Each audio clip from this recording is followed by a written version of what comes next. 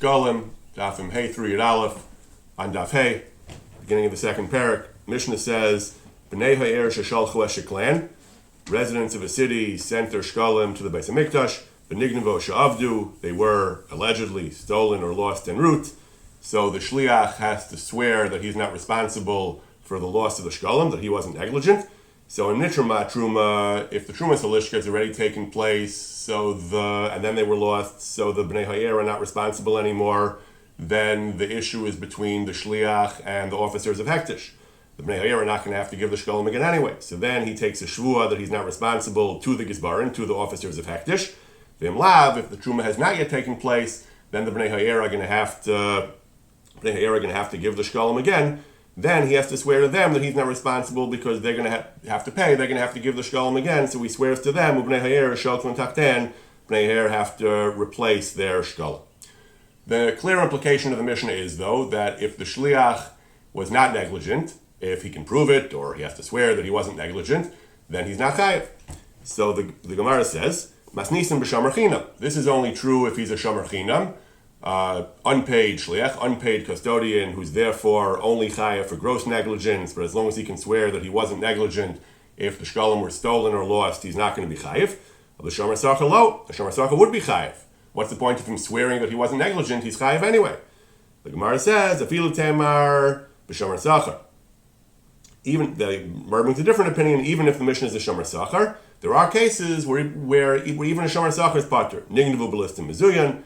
Armed robbery, even a shomer sacha is patur for armed robbery. He's chayav for gneva, for ordinary theft, where he's to some degree at fault, even if it's not gross negligence. Since he's paid, he has a higher degree of liability, but he's still not chayav for listim mezuyan, for armed robbery. That's an honest gomer. And avdu, there's a case of aveda normally is also something that a shomer sacha is chayav for because it's not gross negligence, but there's some degree of culpability. But there is a kind of aveda, k'misha tavas minasa bayam. A ship sank, it's not his fault at all, then even a shomer sachar is patur. The Gemara, the Bavli in Bava Metzia, also discusses this Mishnah, also discusses the question of whether it's a shomer chinam or a shomer sachar. If it's a shomer sachar, we have to make ukimtas that the case he's patur from is these narrower cases where he's completely not at fault, of listim mezuyan or tavas minasa bayam. But the Gemara in Bava Metzia focuses on another question as well. There's a halacha, the Mishnah says there, that there's no din shvua, there's no chi of shvua on assets of hektish, on mammon of hektish. So if the shekalim are hektish, why is there a shvua? A person is not chayav a shvua with regard to assets of hektish. He says that if the shomer of assets of hektish says they were lost, he doesn't need to take a shvua. It's exeris hakasuv. So the Gemara brings several pshatim. One of the pshatim is, Shmuel says, we're talking about a nosei sachar, which again, shomer sachar, which depends on, you have to make the ukimta of listim mezuyan and tavas minasa bayam. But according to that approach of shomer sachar, then there is a shvua, even though the shekalim belong to hektish. Why? Even though there's no shvua with respect to assets of hektish, the shvua is not whether he's liable for the shekalim. A whole different shot in the Mishnah. The shvua is nishbain lital scharan.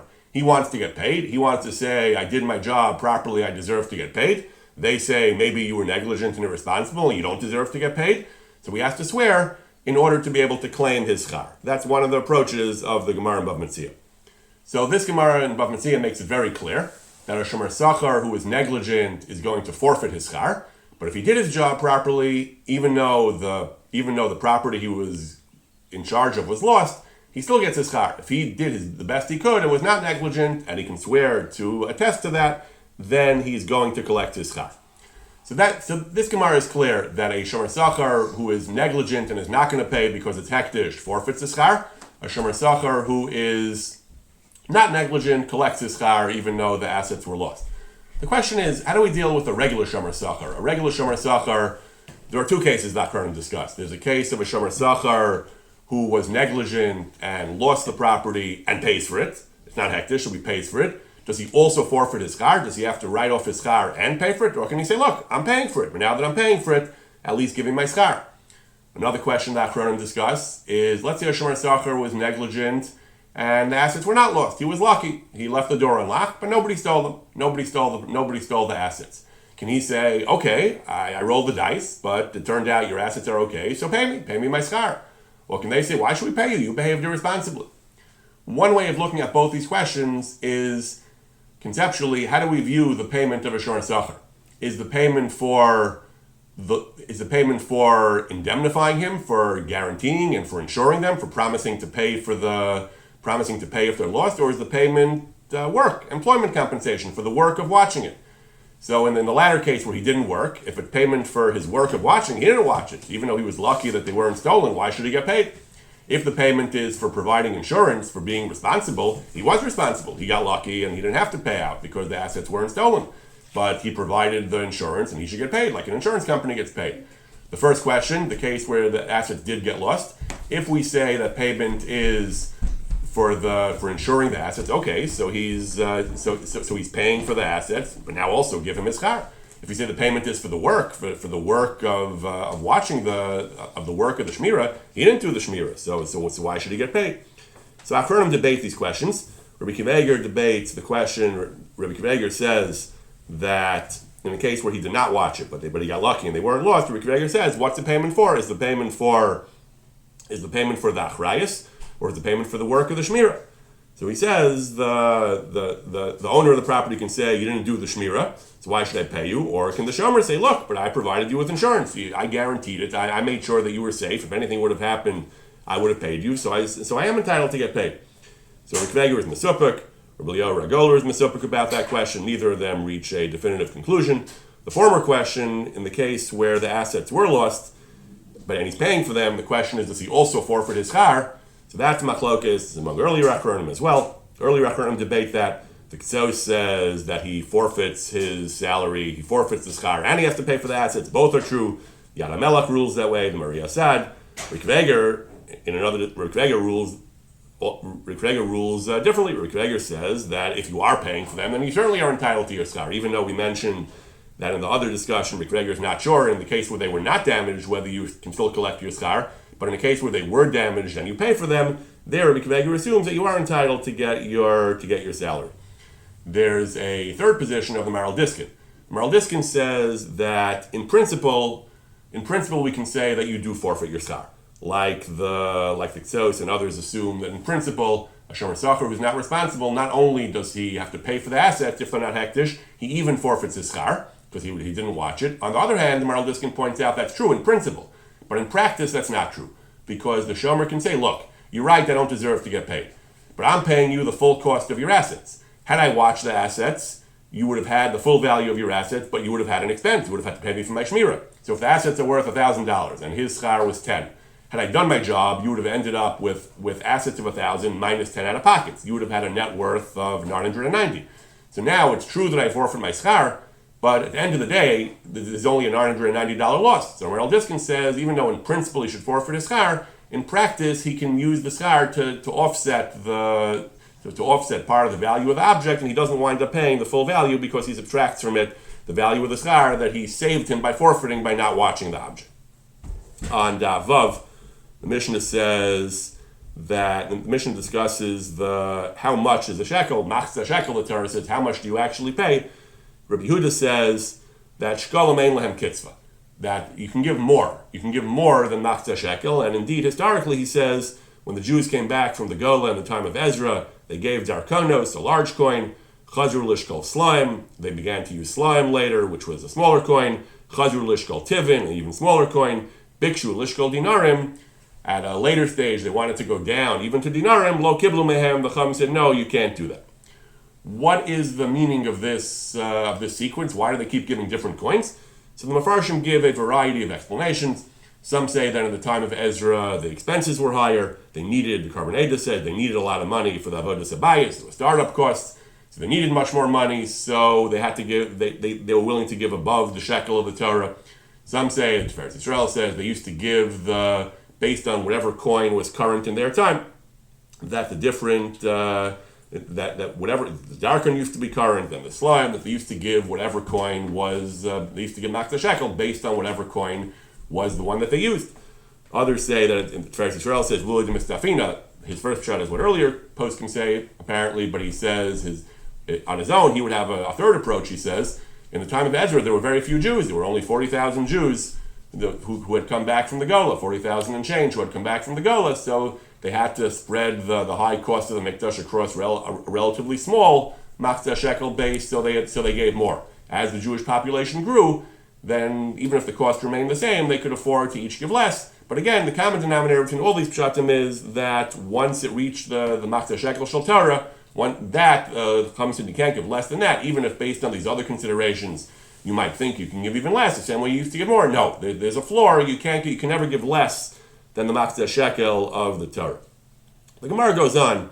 The Gemara brings a pasuk. It's not exactly clear. The Gemara says we see from this pasuk. It's not exactly clear what we see from this pasuk, but it brings a pasuk in Nehemiah. It says, "V'hamadnu aleinu mitzvos." We established. The author says mitzvos, commandment, an obligation.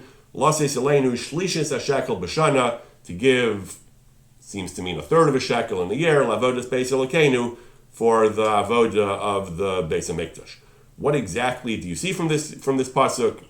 The Yerushalmi goes on and it says that a person should be mishale shiklo gimel pam b'shana. He should divide his contributions into 3 parts. Gimel pam b'shana.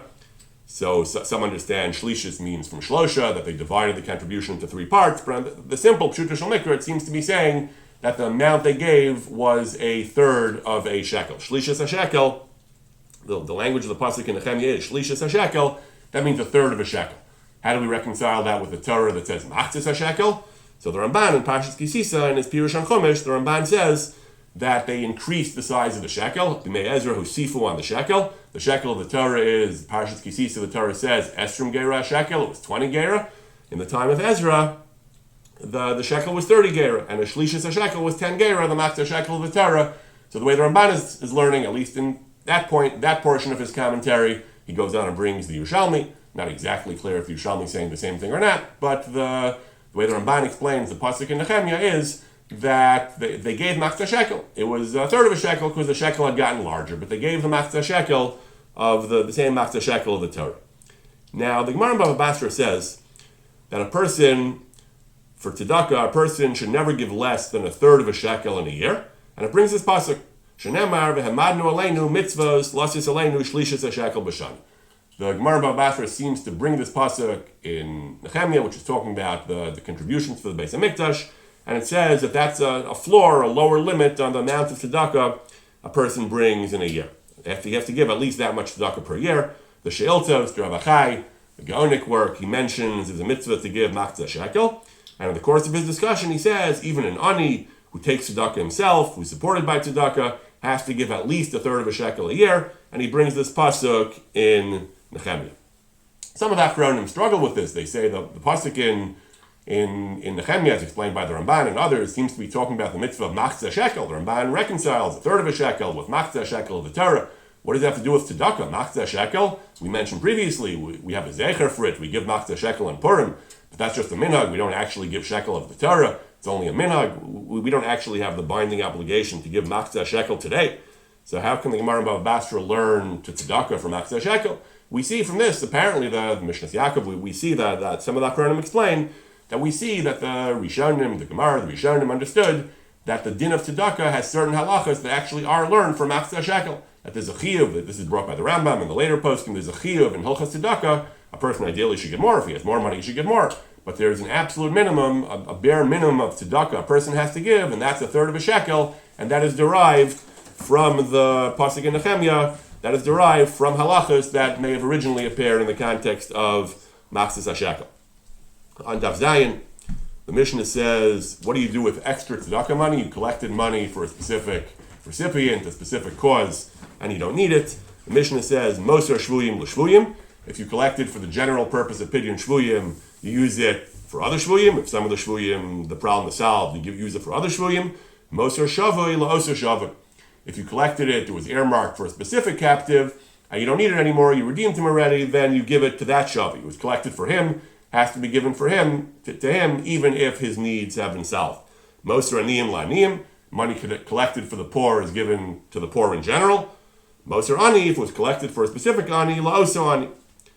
For that ani. Same thing. Moser hamesim l'mesim. Money collected for taking care of human remains is to be used for that purpose. Moser hameis, but if it was given for a specific person, a specific mace, liyarsha, he doesn't need it. He's already buried. What's he going to do with it? You give it to the yarshim.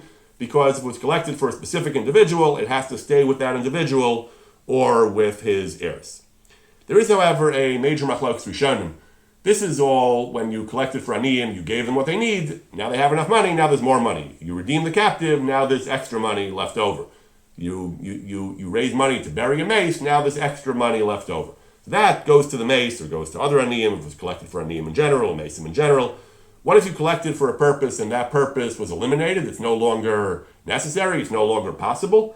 Rishonim talk about cases they collected it to marry a bride, achnasas kala, to help her get married, and she died before the wedding, or you collected it to redeem somebody and he died before he could be redeemed, he died in captivity. So what do you do then? Some Rishonim say the same halacha applies. It goes back to his Yarshim, that it goes to her anyway. It goes to her Yarshim when the Kala died. It goes to the captive's Yarshim, as per the Mishnah. Moser Ameis Liyarshav. Other Rishonim say that no, that these halachas are only talking about where it was actually used for its purpose and there's leftovers, so the rest of the money goes for that to the same person.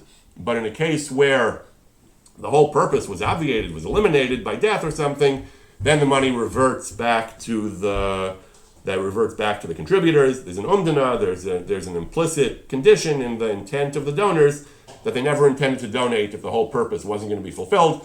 Then the money reverts back to the donors. So the Shulchan Aruch brings both opinions, and the Shulchan Aruch says the latter opinion is l'zeh das noteh b'zman hazeh. The ikar lahalacha is that it goes back to the Yarshim, it goes back to the donors. The Ramah goes on that the same thing. The Mechaber talks about the case of a captive who died in captivity, died before he could be redeemed. Ramah says the same thing applies to the Kala. The people donated money to help a girl get married, and she died before the marriage.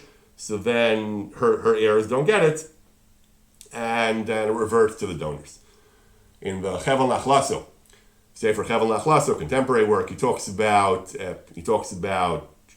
children, young people in a certain moshav in Eretz Yisrael who raised money for vacation for women in a home for abused women and children who were in a shelter for abused women, and because of coronavirus, because of COVID-19, they canceled all the vacations. What do you do with the money? They had raised money to support this, so what should we do with the money? He brings these various shitas. On the one hand, the usual rule is when money was raised for a specific purpose or for specific people, the money has to remain with those people, those specific people, or at least that purpose where it was raised in general for a certain cause. But the Rishonim say that some Rishonim say, and so we paskin, that that's only if it was actually used for that purpose and it was left over. But if the whole plan, the Kala died before she could get married, or the Shavui died before he could be redeemed, then the money reverts to the donors, and that's how we paskin. So he brings all these different shitas. He goes back and forth. He does bring, though, that he brings from later poskim. He brings from the Sefer Derech Hamuna and from the Sefer Tzedakah Mishpat that even though the halacha is that the money should revert to the donors, we say that if it's difficult or impractical, if we say that either we don't know, we don't have records, we don't know who gave the money, or the cost of the logistical cost of returning the money would eat up all the money, it wouldn't be worth it, then he says you should use the money. They say you should use the money for other tzedakah. So in his case, he says, in the COVID case, he says that the Ikra Din, where the vacations were canceled, so really the money should be given back to the donors, but they don't have records. The kids who raised the money don't know where the money came from. So he says that we shouldn't, since it was given for a specific tzedakah, we have no right to just give it to a different tzedakah. So what we should do is, he says, we should hold on to the money, we should lend the money out, but retain the money, he says, and next year, he says, they should get the money and they should use it for the same purpose, for relief, for vacation, for residents of this shelter.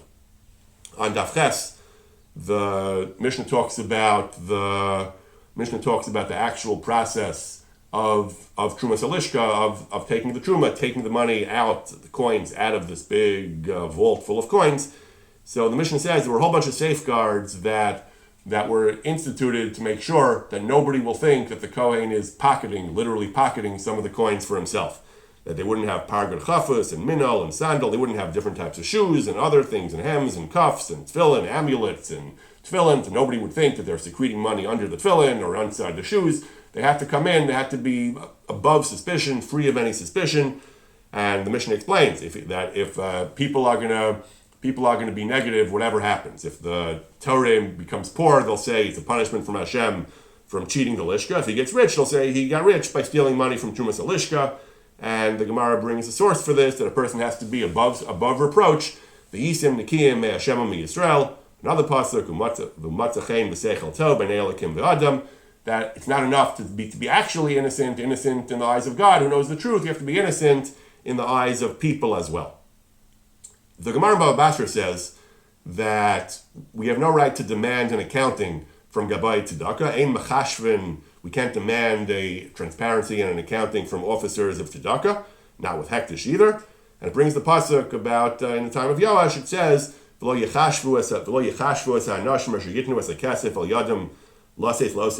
can't demand an accounting for those who handle the money because they're trustworthy, and that's how we paskin. The Mikra Din, a Gabbai Tzedakah, doesn't have to provide an accounting.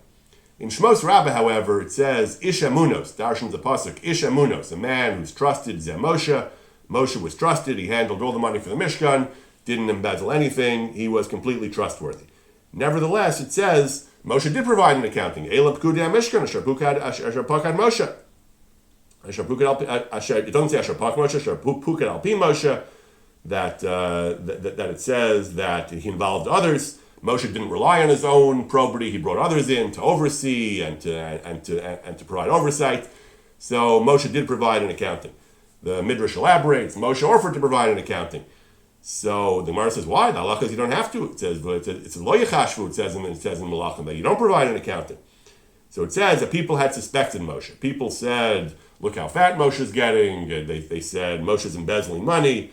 They said a person who has control of the money of the Mishkan, of course he's getting rich. Moshe got rich. We know why he got rich. So they suspected him of graft, of corruption, of self-dealing. Moshe said, you're accusing me of corruption. V'yisem Nikiyah, Moshe said, Chayechem, I swear to you, I'm going to provide a cheshbon. That's why he said, as soon as he finished the Mishkan, he said, Bo v'nasa cheshbon ve'ela pekudei Mishkan. This midrash is alluded to in the halacha. The Torah, when he brings the halacha that the Gemara says, the Bavli says, you can't demand an accounting from Gabbai Tzedakah, the Torah says, you can't demand it, Mikra Din, but it's the right thing to do. Kadeshu Nikiyim Hashem Yisrael, this pasuk that our Mishnah brings, that you should be above reproach, even in the eyes of people, it's appropriate for the Gabbai Tzedakah to provide an accounting, even though Mikra Din is not required. What's the source of that? Beis Yosef says it's Pashut. The Bach says it's not explicit in the earlier poskim, but we learn from Moshe Rabbeinu in the Mishkan, like the Midrash says, he provided an accounting even though he wasn't chayiv to. The Aruch HaShulchan says if it's such a good idea, if it's really an imperative to be beyond reproach, above reproach in the eyes of people, so why isn't the halacha that he has to provide an accounting? Aruch HaShulchan says that the likelihood of corruption is low. The likelihood of corruption in our Mishnah of the cuffs and the hems and the shoes, there's a very high degree of suspicion for some reason. Accounting, not such a high degree. In our day, we might think otherwise. We might think that the need for transparency is huge, that everyone understands we need transparency, but in the eyes of the Gemara, the need for a cheshbon wasn't so great. They didn't require it. Also, cheshbon is very hard. A lot of Torah. Today we pay for it. We bring it out. We hire people, accountants and auditors, outside auditors.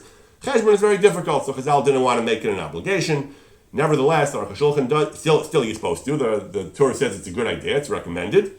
It's Tov Lahem. And the Aruch HaShulchan adds, certainly, two other caveats, certainly if they were appointed initially on the assumption they will provide a cheshbon, then they have to.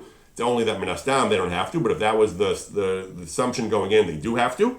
Can we do mani sheken minhag? He says it's actually the minhag. Aruch HaShulchan believes in his time that the minhag is they do provide accounting. Furthermore, he says, all this is only about someone who's a volunteer, who volunteers to handle tzedakah work, he's doing a public service, but someone who's getting paid for it, then certainly he says he's mechuyev to provide a cheshbon. On Daf Tes, Yerushalmi brings the famous brayso of Rabbi Pinchas ben Yair, Zrizus Mevili de Nikiyos. This is the brayso Mesilas Yesharim is based on, that Zrizus, alacrity, leads to Nikiyos, to cleanliness, Nikiyos to Tara, Tara to Kedusha, holiness, purity to holiness, Kedusha la'anava, Di'anava, Anava to Yiraschet, to fear of sin, Yiraschet to Chasidus, Chasidus to Ruach HaKodesh, the Holy Spirit, Ruach HaKodesh to Tchias HaMesim, Tchias HaMesim, Telio Zachar Latov. There was a celebrated debate, controversy in the 19th century. There was a certain Melamed who had apparently insulted the Arachayim, who had disrespected the Arachayim. This Melamed was a bit of a maskilik fellow, it sounds like, and he said, the Arachayim was a human being. The Arachayim, we revere Reb Chaim Ibn Attar, we revere his Pirush, but he was a human being. He didn't write Baruch HaKodesh. He was a mortal man, and his Torah is the Torah of a mortal man. He denied that the Arachayim was written Baruch HaKodesh. People were very offended. Chassidim, in particular, had a tremendous reverence for the Arachayim. They couldn't stomach that somebody would say such a thing about the Arachayim. So people called for his head. They wanted his ouster. This question was posed to several of the Gedolim of Europe of that time, the Divrei Chaim, the Sanzera, Rav Chaim Halberstam, Beis Shlomo, Rav Shlomo Drimmer, others. I believe Rav Yosef Shalom Nathanson. So the Divrei Chaim in his tshuva, Beis Shlomo also, they argue at length that one of the key questions was, this Melamed had said, there's no Ruach HaKodesh after the cessation of Nevuah. God used to communicate via prophecy and the Holy Spirit. Once Nevuah was ended, beginning of the Second Temple era, there's no more prophecy, there's no more Ruach HaKodesh either. Certainly in Talmudic times and post-Talmudic times, there is no Ruach HaKodesh. So the Divrei Chaim and the Beis Shlomo spend a while proving from numerous statements in the Talmud that Ruach HaKodesh, some form of Ruach HaKodesh, did persist in Talmudic times and even later as well. The Divrei Chaim explains that Ruach HaKodesh, in the sense of explicit, direct, divine communication, no longer exists. God doesn't appear and say, so saith the Lord, go redeem my people. That God doesn't do.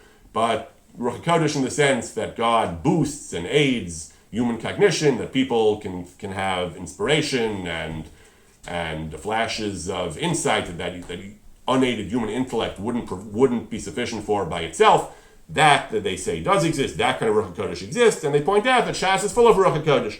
One of the Gemaras Divrei Chaim brings is our Gemara, Pinchas Ben Yair. It's also mashma or muchach that Ruach HaKodesh still exists, that it still exists after the cessation of Nevuah as well.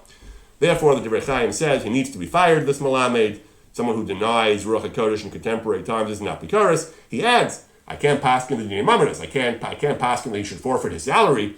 That's Benadon L'Chavero. That you have to hear both sides. You have to have a local dayan adjudicate the case. But in terms of the theology, in terms of keeping such a person away from your kids, that it's fundamental to Judaism to accept that Ruach HaKodesh still exists, and the Beis Shlomo had a similar ruling as well.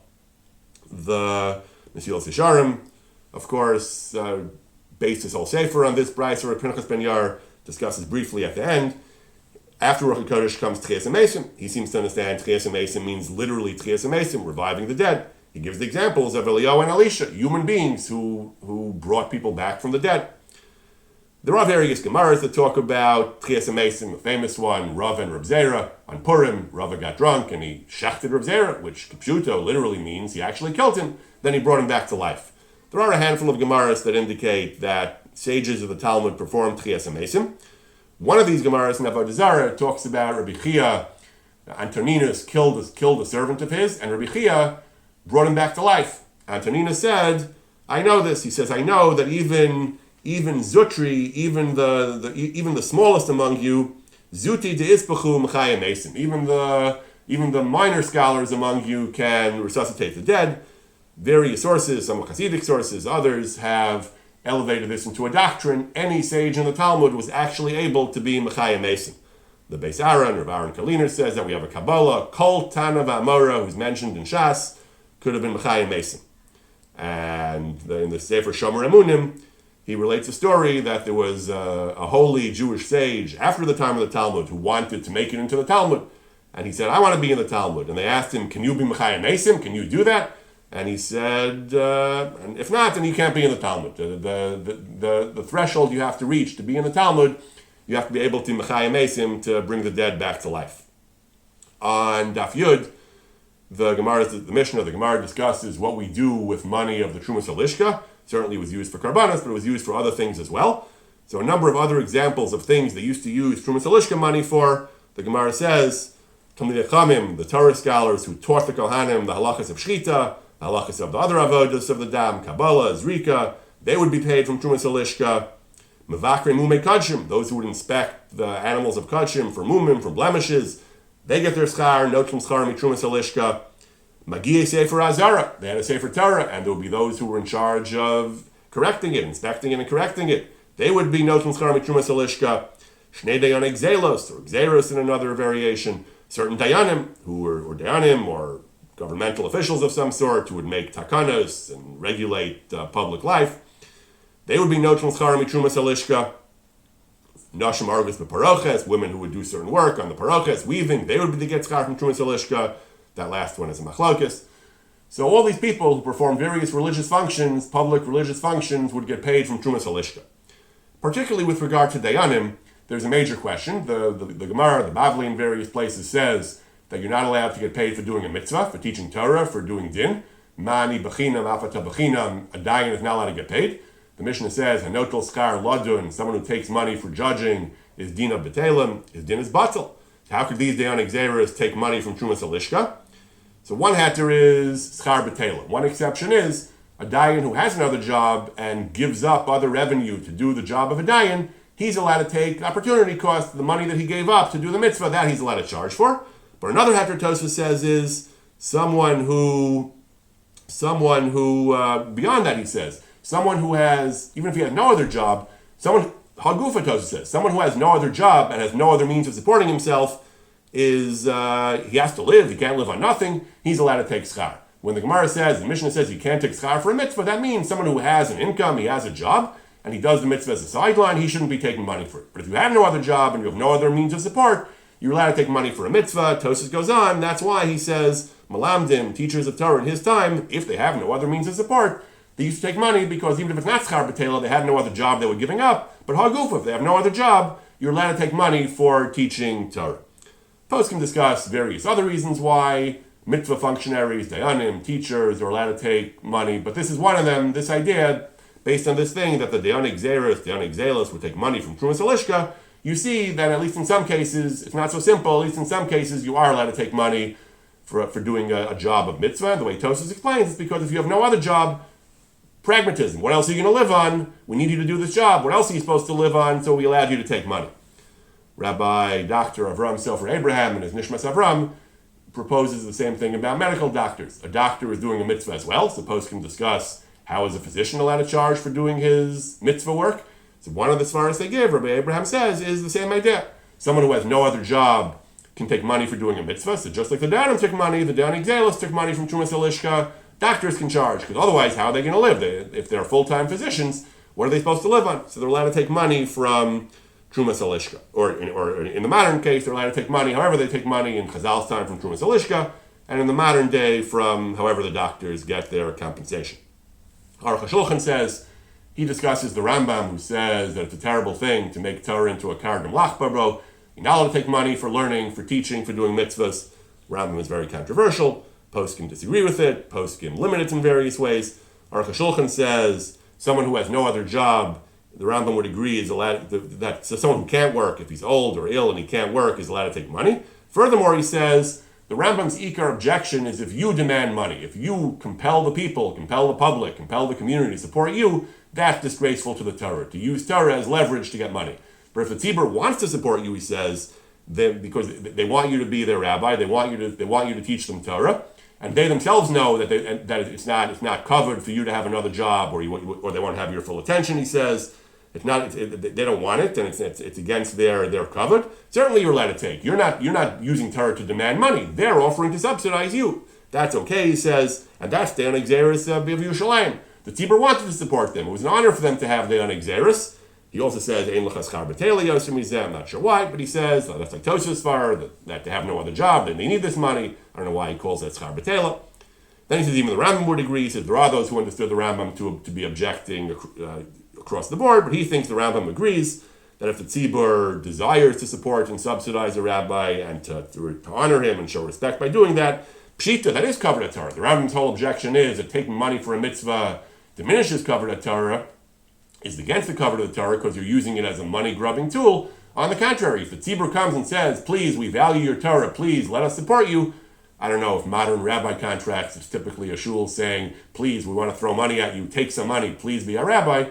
But Al Kol Panim, the Halachos Shulchan makes this distinction that if the Chacham demands money, that's the objection, but if the tzibur offers money, that's okay, and that's the pshat of the dayanik zeros who were able to take money without violating the kardim lachbaro rule, because the tzibur willingly wanted to give the money, and that was actually the cover of tzibur and the cover of the Torah. On Daf Yud Aleph, The Gemara says, Shachtis Gedola Haisav Bnei Kohanim Gedolim. The Kohanim Gedolim of the Second Temple era were not such good people. We know that in other contexts. And they exhibited great gaiva. That they used to spend a fortune when they built the ramps to take out the para, the paraduma, I think it is. They used to build special ramps, and each one wouldn't use the previous ramp. Each one would say they had what we call today, I guess, an edifice complex. Each one wanted to build his own ramp. They would waste tons of money for the gaiva of saying, this is my ramp, I build it, they named it the Rabbi Kohen Gadol ramp, Rabbi so-and-so Kohen Gadol ramp, and that was a tremendous example of gaiva. So the Gemara is critical. The Gemara goes on and it says, but Shimon HaTzadik, Shtei Paras Asa, he did 2 paras, and he also built 2 ramps himself. So surely he wasn't a shachatz, he wasn't gaiva. The Gemara says, no, actually it was a Maila B'para, a Silsilhu B'para. Actually it was, actually he did it for good reasons. It was considered a kavod, it was considered a hiddur. He was doing it for noble reasons. But other Kohanim Gedolim, the Gemara suggests, at least in the Havmina suggests, did it for base and inappropriate reasons. The Chasam Sofer has an interesting tshuva. He says that a community once built some kind of public building, a beis vad, a meeting room of some sort, and they took some kind of serious oath that they would never sell it under any circumstances. Nobody would sell it or exchange it. They would leave the original building intact. It was a neder. They wanted to know if they could repeal the neder, be mater neder. So the Chasam Sofer discusses various aspects of the question, and he says that if you read the language of the original takana, the community had records of why they made this rule, why there was a rule they could never sell the building, even if they were going to replace it. So he says because there used to be an unfortunate habit of edifice complex, again, of people who would, each new generation of leaders would tear down the old one and build a new one. They wanted it to be theirs. They wanted to get credit for it. They wanted to blot out and eradicate the names of their predecessors. They wanted to have a new building built with their name on it. And this was a terrible thing. Says the Chasam Sofer, and that a takana to stop such behavior is a noble takana. It's a dvar mitzvah, as we see in our Gemara. Our Gemara said this was a terrible problem of gaiva that the other Kohanim Gedolim used to do, and they wasted a tremendous amount of money. And the Gemara calls that gaiva, and the Gemara says Chas v'shalom Shimon HaTzadik would do that. So we see that it's also to do such a thing, and therefore it's a mitzvah to institute rules that will prevent such bad conduct. And once the neder is for a mitzvah, we treat it more strictly in certain ways, and therefore the Chasam Sofer goes on. He derives from our Gemara that this type of wasteful, selfish, self-aggrandizing behavior is wrong, it's inappropriate, and regulation put in place to prevent it has the status of regulation of mitzvah.